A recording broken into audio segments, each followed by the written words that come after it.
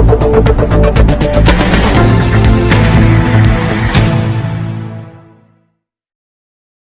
है, सबसे श्रेष्ठ है ये, क्योंकि हमारे पास क्यों श्रेष्ठ है, क्योंकि हमारे पास बुद्धि है और इस बुद्धि से आज हमने इतनी प्रगति की है और आज हमारे पास हर सुख सुविधाएं, हम इतना लग्जरियस लाइफ जीते हैं, इतना हमारे पास सारे संसाधन है, हम इतना जो उन्नति की है, जो प्रोग्रेस किया है, वो किस लिए किया है? हमारी बुद्धि के बलबूते पर किया है।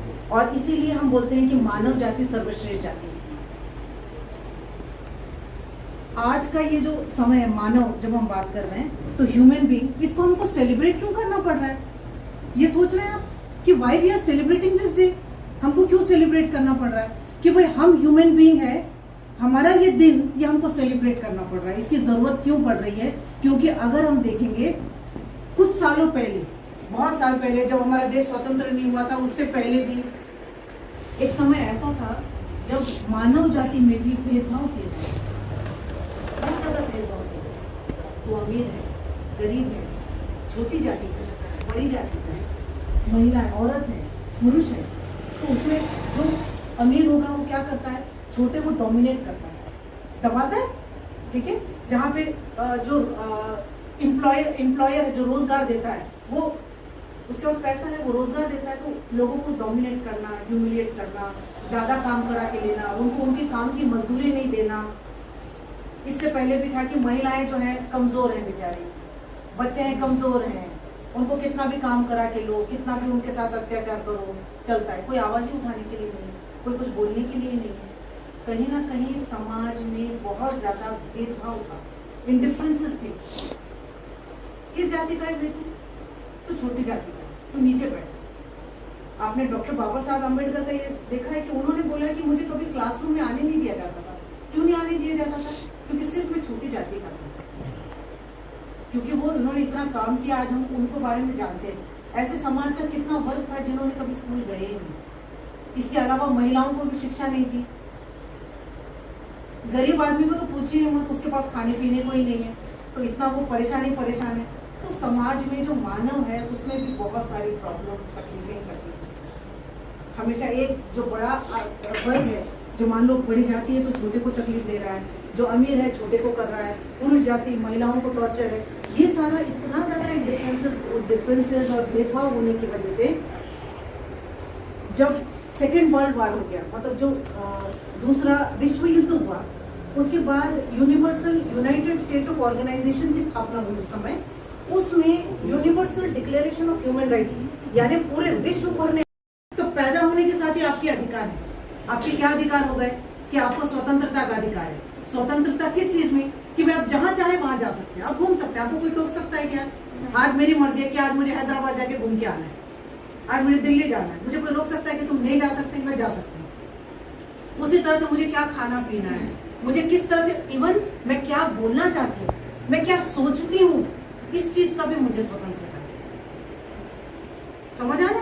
मेरा जो मन आया, आज मुझे प्राइम मिनिस्टर के बारे में भी कुछ चीज लगती है कि नहीं भाई उन्होंने ये चीज अच्छी नहीं की, मेरा अधिकार है बिल्कुल। आज होता है पॉलिटिकल लोग, हम सामान्य आदमी भी जब बैठते हैं, चार लोग चर्चा करते हैं कि इन्होंने ये क्यों ऐसा भाषण दिया होगा। आपको कोई चीज अच्छी नहीं लगी तो आप टीका करते हैं, बुरा बोलते हैं, तो क्यों बोलते हैं? नहीं तो आपको तो तुरंत पुराने जमाने में जीभ काट दी, मार दिया होता था। बहुत पुराने राजा महाराजा के बारे में आप बुरा नहीं बोल सकते थे, आपको तुरंत सजा थी। पर आज ये जो है मूलभूत अधिकार जो कि आपके संविधान में दिए गए कि भाई ये आपके अधिकार हैं, आपका मन जो चाहे वो आप कर सकते हैं।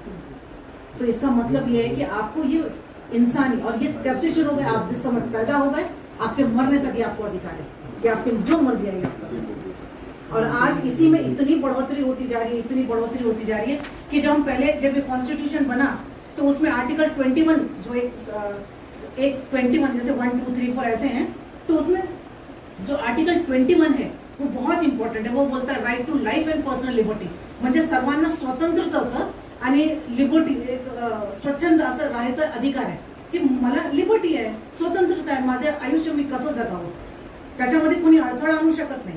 मला काय कसं जगायचं आहे हे मी ठरवणार आहे। मला उद्या तुम खुद डिसाइड करते हो ना, तुमको इंजीनियर बनना है, तुमको डॉक्टर बनना है, तुमको कोई प्रेशर ला सकता है क्या? कोई नहीं कर सकता, तुम्हारी मर्जी। You are all free to decide. तुमको किसी विषय पे चर्चा करनी है, बात करनी है, तुम कहाँ, यू कैन डू एनीथिंग।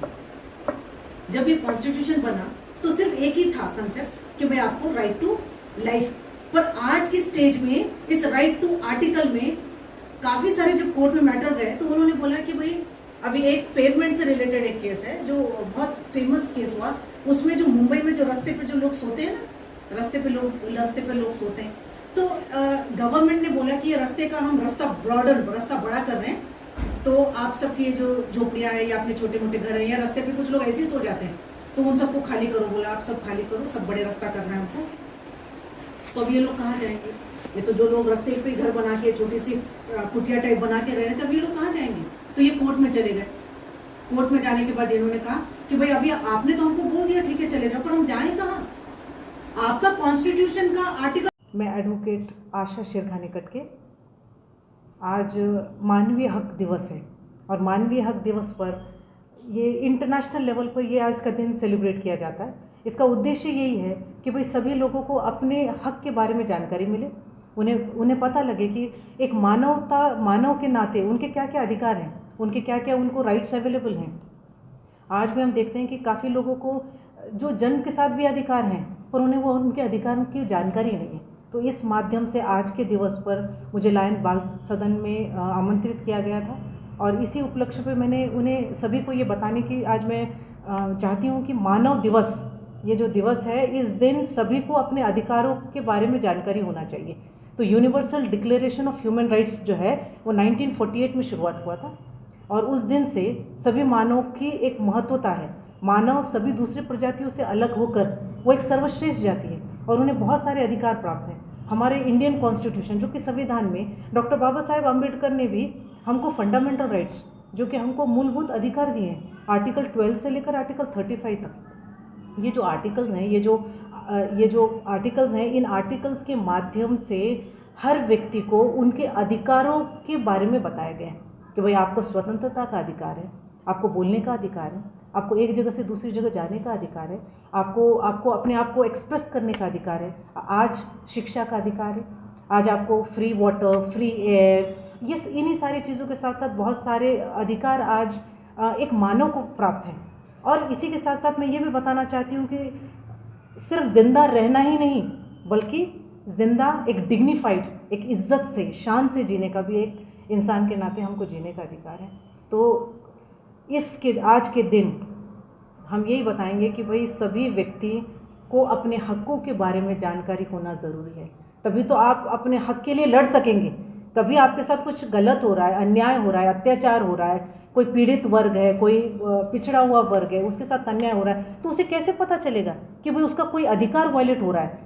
तो तभी तो वो कॉन्स्टिट्यूशन के माध्यम में हम के आर्टिकल 32 में है, वो कॉन्स्टिट्यूशन में बताया कि भाई आप डायरेक्टली सुप्रीम कोर्ट तक जा सकते हैं आपका कोई अधिकार वायलेट हो रहा है तो ये जब तक एक आम व्यक्ति को पता नहीं होगा तब तक वो व्यक्ति अपने अधिकारों के लिए लड़ नहीं सकता। इसलिए ज़रूरी है कि इस दिन को हम सेलिब्रेट करें और सब तक जन जागृति फैलाएं कि भाई मेरे ये अधिकार है और इन सारे अधिकारों को मुझे इंजॉय करने का या मुझे इज्जत से जीने का मुझे अधिकार है। तो इसी पर्पज़ से आज ये दिन सेलिब्रेट हो और लोगों तक हम ये जानकारी पहुंचाएं। वैक्सीन लेने के लिए लोग जो डर रहे हैं उनको कुछ आह्वान करना चाहिए? जी हाँ, वैक्सीनेशन सबने लेना चाहिए और ये बहुत ही ज़्यादा ज़रूरी इसलिए भी है क्योंकि जैसा कि हम न्यूज़पेपर और दूसरे माध्यम से सुन रहे हैं कि ओमिक्रॉन और दूसरी अलग अलग बीमारियां आ रही हैं, आने की संभावना है, तो उससे अगर हमको बचाव करना है तो ज़रूरी है कि हम वैक्सीनेशन लें, अपने आप को, अपने परिवार को और अपने समाज को सुरक्षित करें।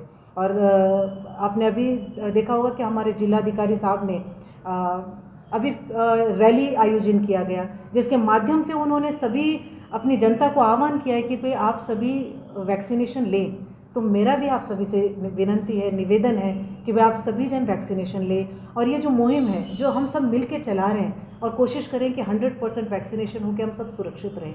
मैडम आपने वैक्सीन लिया आपकी फैमिली? जी, मैंने वैक्सीनेशन लिया है, मेरे पूरे परिवार ने लिया है और मैं उम्मीद करती हूँ कि आपने भी लिया होगा। हम सब ने लिया है आपने?